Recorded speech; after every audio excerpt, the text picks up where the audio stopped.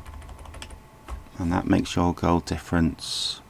I keep pressing the wrong button, so excuse me. That makes you go 0, 3, 2, 5, 3, 8. 3, 8. 3, 8. So there you go, that's what you look like at the moment. Malmo. I keep forgetting which tab I need to keep. Malmo, you just played one game and you drawn that game. So that's just a draw, 1-1 draw. So that's easy enough. 1-1.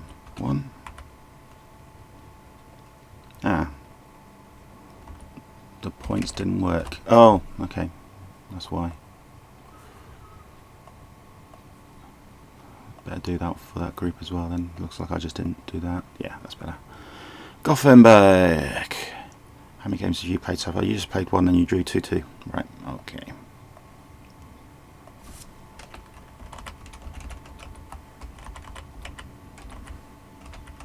Yeah, so thinking about it, next season will probably be not a youth club, and it'll be just play your full team if you want to, and that will get rid of the assistant manager bug, which I thought the holiday one would sort it out, but looks like it doesn't sort it out. So sorry Burnham, that's enough you need to look at. When on holiday they shouldn't be playing games, they shouldn't be picked, simple as that.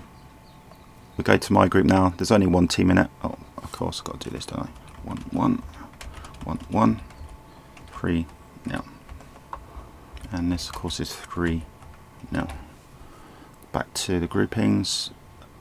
Elfsborg, that was just a test, that one, so ignore that. Elfsborg actually won the game. Don't know, we actually won the game. Whoopee. I was quite shocked we actually won that. Orebro lost. Now, again, I know my Elfsborg side all hit the rules because I recognise the players and how they played the game. So I don't need to check my side. My side hit the rules. I got players sent off in the 41 minutes and I still won. I'm not that. Therefore, I'm trusting the Orebro managers done the same as well. So the results stay as they are. Again, I stress again, each manager is entitled to go and check the result and check to see if the opposing team's players hit the rules. It's completely up to them. Hold on, we just had a news flash. Breaking news. Kay has just been checking on the games for me, and how about this? This is actually going to happen live. Well, live here, and it's on my Facebook. Here we go. Hi again, mate. Had a brief look at these games. Unfortunately, Good Spurs at age 27 is used in all 3 group games so far. Also played in games versus Trevor for 90 minutes, rating 6. Oh, damn it. Okay. Kay's just done the job I asked him to do. Thanks very much, Kay, for that input. That means Hamid games, look at a brief look.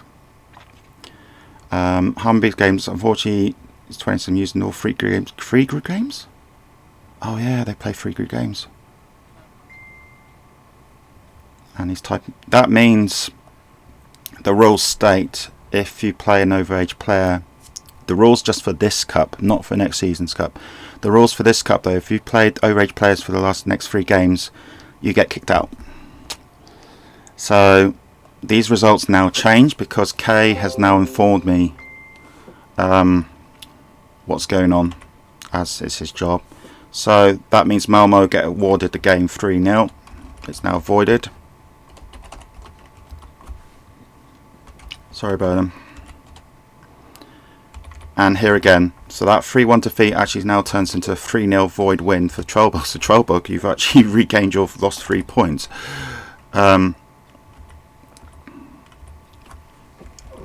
Because we've now hit a strange rule here. Because Trelleborg and Hammarby both played overage players, the game has totally been voided and no one gets an advantage. Hence, you now both get 0-0. This will only happen very, I hope not often. And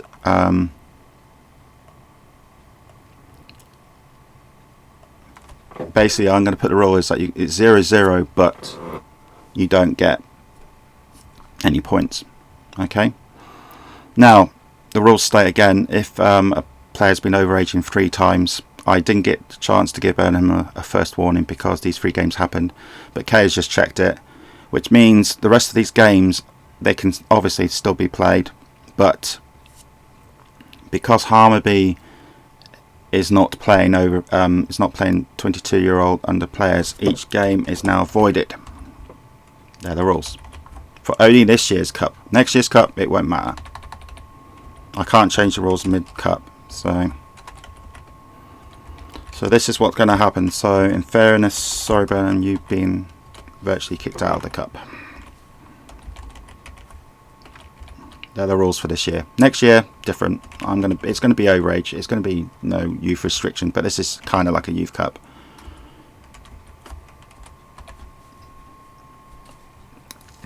Yes, Kay, you are live on the recording. So this has kind of mucked up my group, basically. I now have to really think hard how I'm going to do this.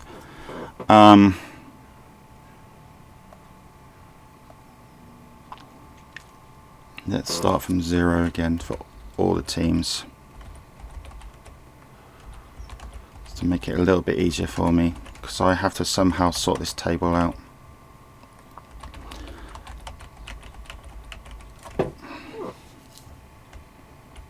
Okay, what I have to do, guys, is I have to stop this episode now because I have to go and do this. So I'll do another episode in a couple of minutes' time. So that's a pretty shorter episode than I thought I was going to do. I'll chat to you soon.